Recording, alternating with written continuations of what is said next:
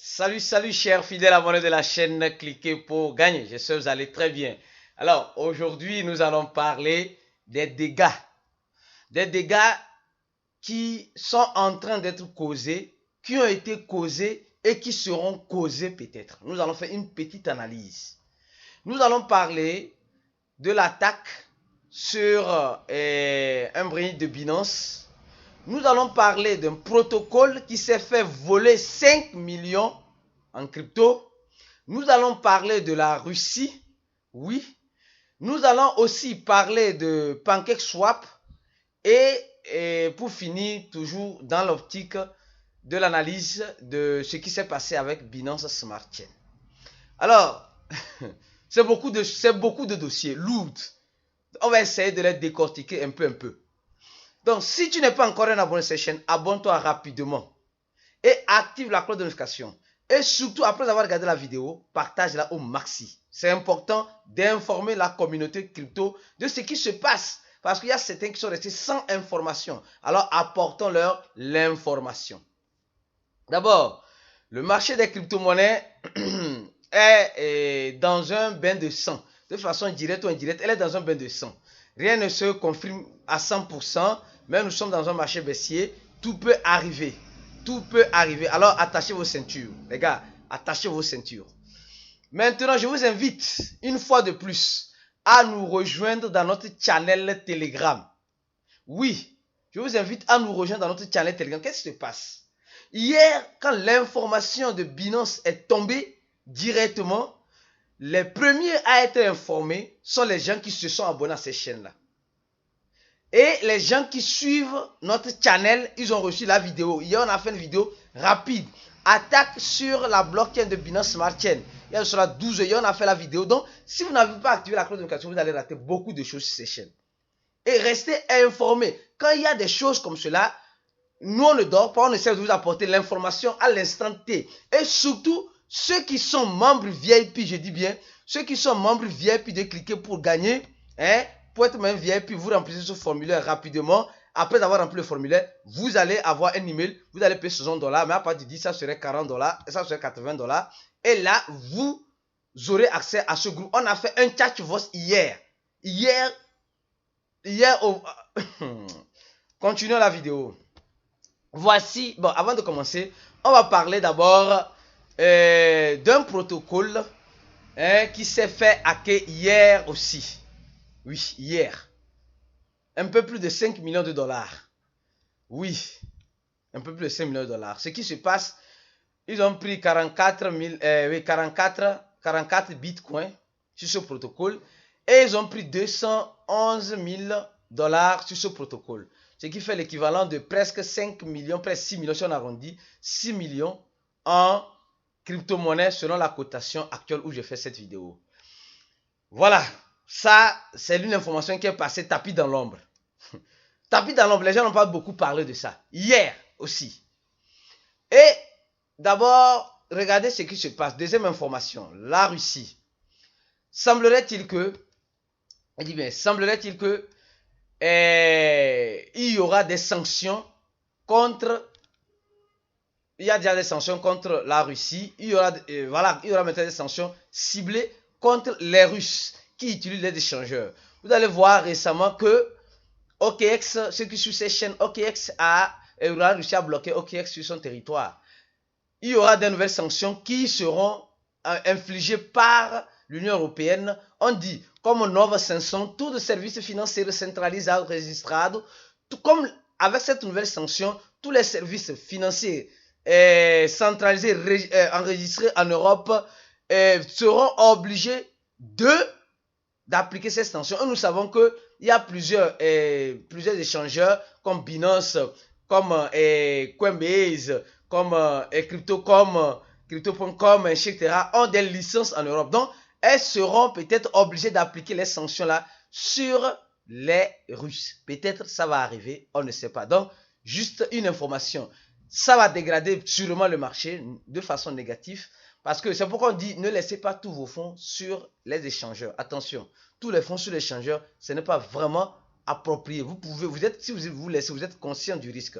Alors, regardez, donc, il y a des spécialistes qui disent que les Russes doivent déjà commencer par, on dit, multi-exchange, receive licences, plusieurs échangeurs ont reçu les licences de l'Union européenne. Fort probable qu'elles seront forcées à appliquer les sanctions contre la Russie, qui est bien sûr, pas le gouvernement bien sûr, mais la population en ce sens-là. Donc, ce qui se passe, c'est que la guerre que nous sommes en train de vivre physiquement, vis-à-vis des sanctions, va se répercuter dans les crypto-monnaies vis-à-vis de certaines populations. Voilà donc les échanges centralisés, beaucoup de prudence. Continuons. On va parler de PancakeSwap.